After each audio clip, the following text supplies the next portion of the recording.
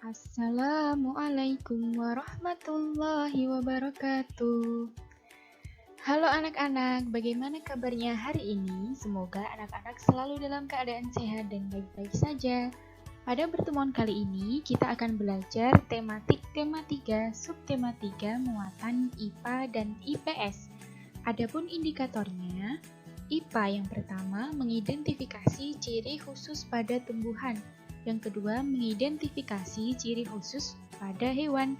Dan IPS, yang pertama indikatornya mengidentifikasi bentang alam alami wilayah perairan. Dan yang kedua, mengidentifikasi bentang alam buatan. Sebelum kita mulai pelajarannya, mari kita membaca basmalah bersama-sama. Bismillahirrahmanirrahim. Yang pertama, mari kita belajar muatan IPA tentang ciri-ciri khusus pada tumbuhan dan ciri-ciri khusus pada hewan. Ciri khusus pada tumbuhan. Setiap tumbuhan dan hewan memiliki ciri khusus yang tidak dimiliki tumbuhan atau hewan lain. Ciri khusus itu biasanya berkaitan dengan usaha untuk menyesuaikan diri terhadap lingkungan atau yang biasa kita sebut dengan adaptasi. Misalnya, putri malu akan menguncup daunnya ketika disentuh. Hal ini bertujuan untuk melindungi dirinya dari pemangsa. Lalu, bagaimana ciri khusus tumbuhan lainnya? Mari kita cari tahu. Kantong semar dan Rafflesia. Ciri-ciri khusus dari tumbuhan kantong semar yaitu yang pertama, memiliki bagian daun yang berbentuk seperti kantong untuk menangkap serangga. Dinding bagian dalam kantong sangatlah licin, sehingga apabila ada serangga yang hinggap pada bagian tersebut, maka serangga itu akan tergelincir dan masuk ke dalam kantungnya. Ciri yang kedua yaitu kantong semar memakan serangga untuk memenuhi kebutuhan nitrogen. Karena tanaman ini hidup di daerah rawa yang kurang subur, sehingga memangsa serangga untuk memperoleh nitrogen.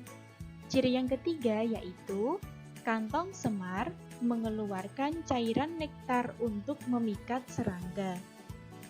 Bunga Rafflesia. Ciri khusus dari bunga Rafflesia yaitu bunga Rafflesia hidup di Taman Nasional Bengkulu. Mempunyai ukuran dengan diameter bunga yang hampir mencapai 1 meter. Bunga ini terkenal dengan sebutan bunga bangkai karena mengeluarkan bau busuk yang menyengat. Bau busuk yang dikeluarkan oleh bunga digunakan untuk menarik lalat yang hinggap dan membantu penyerbukan.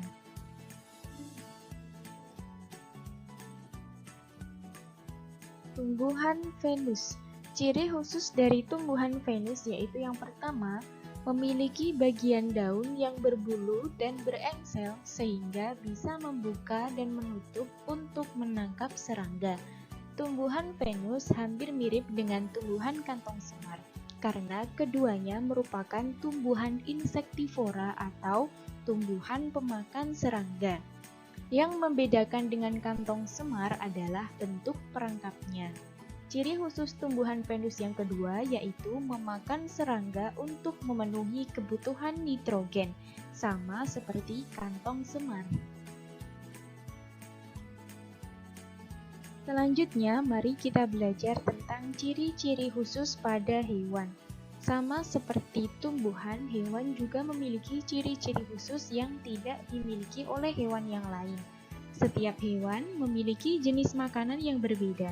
Allah telah menyesuaikan jenis makanan hewan dengan ciri khusus yang dimiliki oleh hewan tersebut. Yang pertama, mari kita belajar tentang ciri khusus pada nyamuk, yaitu mempunyai bentuk mulut penusuk dan penghisap untuk memperoleh makanannya yang berupa cairan. Nyamuk betina menghisap darah manusia. Darah diperlukan untuk membantu proses pembentukan telur. Ciri-ciri khusus pada bebek dan unta. Bebek memiliki bentuk paruh pipih untuk memudahkan mencari makanan di dalam lumpur. Paruh panjang dan tumpul memudahkan saat mengambil makanan di air. Kaki bebek yang berselaput berfungsi untuk menapak di tanah berlumpur agar kakinya tidak tenggelam. Selain itu, kakinya yang berselaput digunakan untuk mendayung sehingga bebek mampu berenang di air. Agar tubuhnya tidak basah jika terkena air, bulu bebek dilapisi oleh minyak. Kemudian, ciri khusus pada unta. Unta memiliki lubang hidung yang dapat ditutup saat terjadi badai pasir. Bulu mata yang panjang melindungi mata dari pasir, mulut dan gigi yang bisa mengunyah tanaman berduri, rambut di punggung melindungi dari sinar matahari, punuk untuk menyimpan cadangan makanan, kaki yang tidak mudah terprosot dalam pasir dan mampu bertahan pada suhu pasir yang panas, dan kaki panjang yang berfungsi untuk menjaga tubuh agar tetap dingin dari panasnya suhu pasir di gurun. Setelah kita belajar muatan IPA tentang ciri-ciri khusus tumbuhan dan hewan, selanjutnya kita akan belajar muatan IPS tentang bentang alam.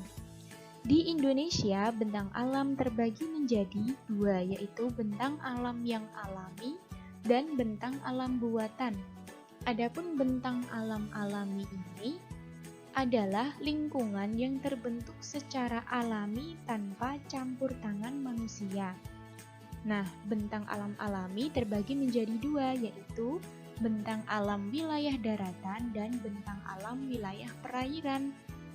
Pada pembelajaran sebelumnya, kita telah mempelajari bentang alam wilayah daratan yang meliputi pantai, dataran rendah, dataran tinggi, gunung, pegunungan, lembah, ngarai, dan semenanjung. Kali ini kita akan belajar bentang alam wilayah perairan meliputi sungai, danau, selat, laut, teluk, dan air terjun. Bentang alam buatan yaitu daerah yang sengaja dibuat untuk kepentingan tertentu. Bentang alam buatan meliputi pelabuhan, bandar udara, waduk, sawah, dan kebun binatang. Bentang alam wilayah perairan. Yang pertama ada sungai. Sungai adalah aliran air yang mengalir dari hulu sampai ke hilir. Sungai dimanfaatkan untuk pengairan transportasi dan pemeliharaan ikan. Sungai yang alirannya deras dimanfaatkan untuk arung jeram. Contoh sungai di Indonesia yaitu ada Sungai Kapuas di Kalimantan Barat, Sungai Nusi di Sumatera Selatan, dan Sungai Bengawan Solo di Pulau Jawa. Kedua, danau. Danau adalah genangan air yang sangat luas dan dikelilingi oleh daratan. Danau dimanfaatkan untuk pengairan, perikanan, pembangkit listrik tenaga air, dan objek wisata. Contoh danau di Indonesia yaitu Danau Toba di Sumatera Utara, Danau Kelimutu di Pulau Flores, Provinsi Nusa Tenggara Timur.